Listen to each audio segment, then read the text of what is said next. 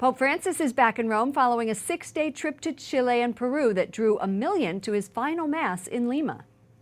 Y sobrellevado también interiormente es una sociedad cruel e inhumana. In his homily, the Pope said a society without compassion is cruel and inhuman. Francis faced anger on his visit over clergy sex abuse. In Chile, the Holy Father defended Bishop Juan Barros, who has been accused of covering up abuse by a priest. The remarks drew criticism from Boston Cardinal Sean O'Malley. Juliet Linley is EWTN News Nightly's Vatican correspondent. She joins us, as always, from Rome. Juliet, on the way back to Rome from Peru, the Pope was asked about his defense of a bishop in Chile that he appointed in 2015. How did the Pope respond? Now, the Pope immediately apologized, saying that he was sorry if the word proof had caused further hurt to the clergy sex abuse victims. He said the word evidence would have been better, and he said that it was tantamount to a slap in the face to the victims. He acknowledged that, but he insisted that until evidence is found that Bishop Juan Barros was involved in covering up the abuses of Fernando Cadima, the worst pedophile priest in Chile, that until such evidence was found, as far as the Pope was concerned, Juan Barros is innocent, and he would maintain that. Since we last got an update on the Pope on our newscast on Friday, Pope Francis spent the weekend in Peru. Tell us some of the highlights.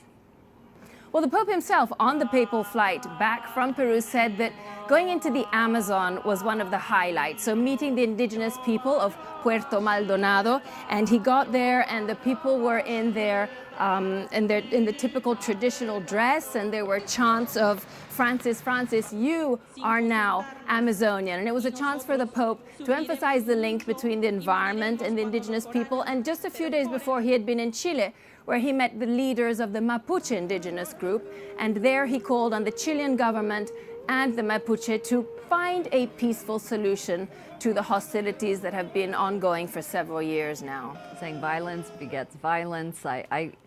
I remember that very clearly. It was very poignant. Now he's back in Rome. I'm amazed at his stamina. What does his schedule look like for the next few weeks? Okay, so Lauren, tomorrow he has no public engagements. He's taking a day off. Well-deserved rest, let's put it that way. Then Wednesday morning, as always, he will be at the general audience in St. Peter's Square, and most likely he will give a sort of a sum up, a summary of his apostolic trip, as he always does.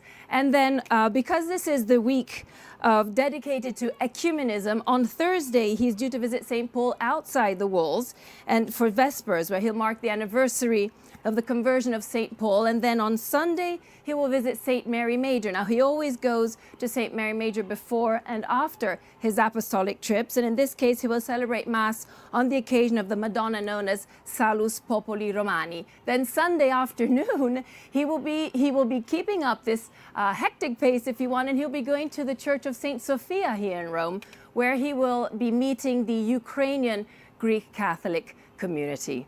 Lauren? He can better him than me. That schedule keeps him hopping. All right, Juliet Linley, EWTN News Nightly Vatican correspondent. Thank you. Thank you, Lauren.